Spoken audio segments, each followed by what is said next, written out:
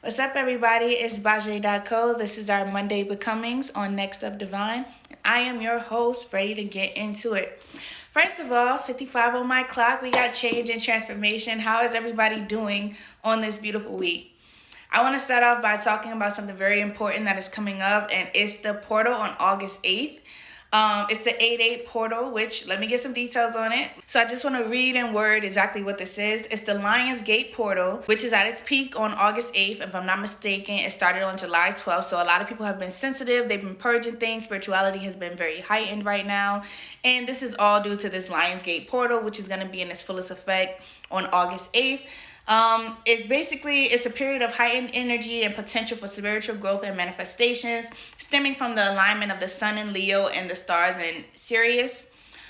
This alignment is believed to open a gateway for expanded consciousness, heart-centered manifestations, and cosmic healing. And with that being said, I just want to say to you guys some intentions you can definitely set before you get into these manifestations. I would say leading up to it, which is this Friday, today is Monday, I would definitely start by prioritizing rest and also taking some spiritual baths. You can take a spiritual bath with simple as Epsom salt or even like sea salt, and just set the intention of clearing away any negative energy, any blockages, anything that's, that could throw off your manifestations when it's time to come in. I would also start journaling and writing out some intentions with 132 on my clock, writing out some intentions that can align you with the things that you're looking for so your manifestations can flow properly. I know on Thursday we do our Tough Talk Thursdays, which is a blog post, so I might talk about the 8-8 portal in that post, but if not, I know for sure Friday I'm going to have something to say about it, because any time for me to align with the planets and get some manifestations in, I am ready for. Okay, so on this week's episode of Monday Becoming, we're going to talk about the fear of Black consciousness. Fear of Black Consciousness by Lewis R. Gordon with 222 on my clock. I need to talk about this because July 12th sparked a period for a lot of people going within and doing a lot of self-healing and purging out things that did not work for them. And either you did some healing and you eliminated things that weren't working for you, or you stayed stuck and you triggered people who are healing to do things and let go of things that's not working for them. And so I want to talk about the fear of Black consciousness because it talks about how people are afraid of Black people waking up. And I am a Black woman, so I am going to speak about this, right? Because we stay stuck in fear-based thinking and don't know how to get outside of a box. And it's like a fear of our own consciousness. Black people are afraid of their own consciousness. We're afraid of waking up. You see someone come on here and talk about manifestations or journaling or daily things to keep them at their highest self, and that scares people. They think that's witchcraft. They think it's crazy if someone lights an incense that it says 7 chakras and it's meant to align you in your body. People think that's crazy. They think that it's witchcraft, which it's not. Actually, a lot of people who practice spirituality is more closer to God than people who practice anything else, but we ain't gonna get it now, okay? Anyways, so when we talking about the fear of Black consciousness here, I just want to go in and give y'all a little read. It says, bad faith works by lying to oneself, which requires eliminating one's relationship to evidence. That which clearly shows lies to be lies. To protect itself, bad faith must disarm the evidentiality of evidence. That is its ability to appear. Let me tell you what I took that as. I took that as manifestation just now.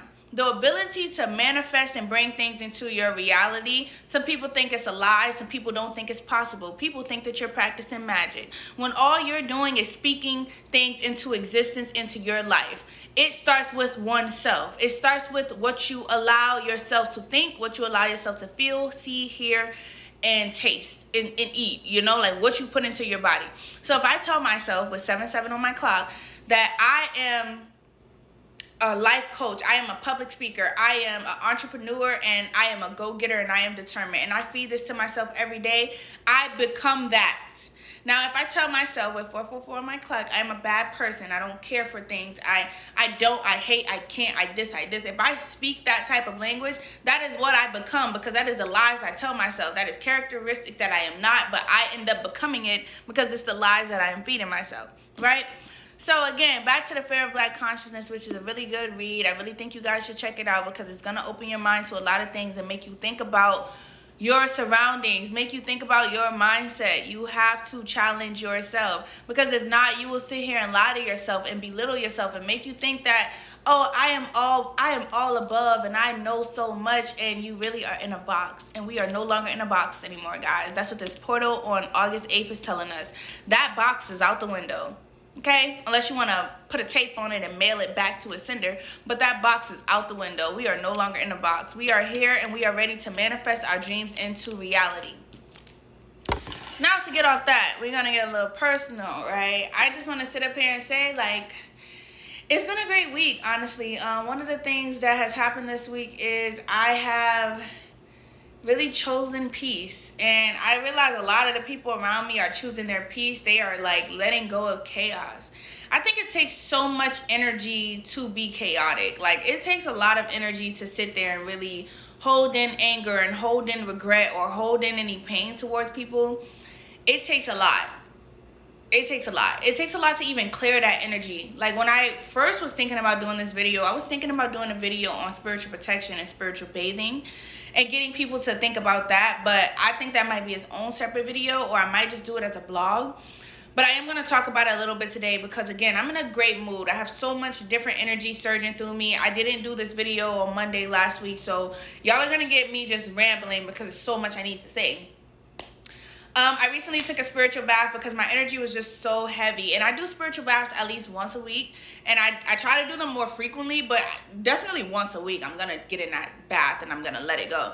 But yes, when I do my baths, I try to read a book or I try to read into something and just get my mind flowing at the same time.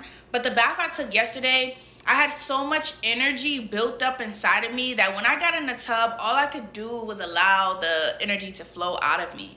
That's because water is a cleansing agent, you know, and I use Epsom salt and I use the stress relief so that it can literally remove the stress out of me, remove the things that are holding me back and like let it flow. And so I would say, like, people think spiritual baths is like, they think it's crazy. I don't know where we have gotten this mindset that these most simple ways of taking care of yourself is witchcraft. Like, if you want to call it that, sure, but I think taking a bath with Epsom salt is a spiritual bath. So I got in the tub, used my Epsom salt. I did put my Florida water because that is a spiritual agent right there. Florida water is protection, is cleansing. I put that in my tub and I felt so rejuvenated. But then I realized my house was the issue.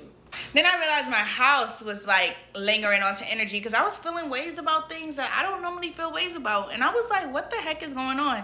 And I realized my house like was holding so much energy. So this is when I did get on my kumbaya and start doing my practices. And I got my sage, which sage is a protection agent as well. It cleanses negative energy and it promotes mindfulness in your home. It's a tree bark, literally burning some trees.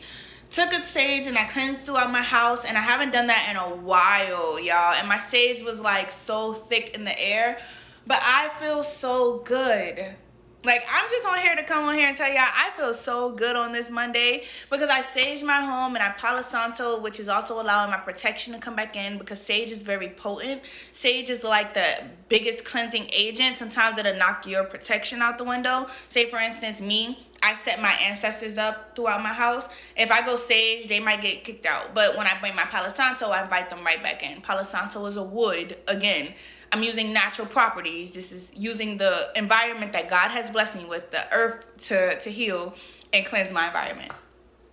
So, honestly, I didn't get to check in with you guys last Monday, but I just wanted to get on here and talk and I just want to say that I'm proud of everyone and this peace that we all have accumulated. I feel it. I sense it. I see it. The way I've been talking to people, everyone is like striving for peace and understanding within themselves. And I'm not here to give a lecture every single day about being a better version of yourself. Sometimes I just want to sit here and say I'm proud of who you are today, and let's just ramble and talk. So thank you guys for joining us this Monday on our Next Up Becoming. I am Baje.co, your host of Next Up Divine. Make sure that you check us out on Thursday for our Tough Talk Thursday blogs, which is in the bio, okay, guys? I look forward to seeing you all soon. May your reality come true. Bye.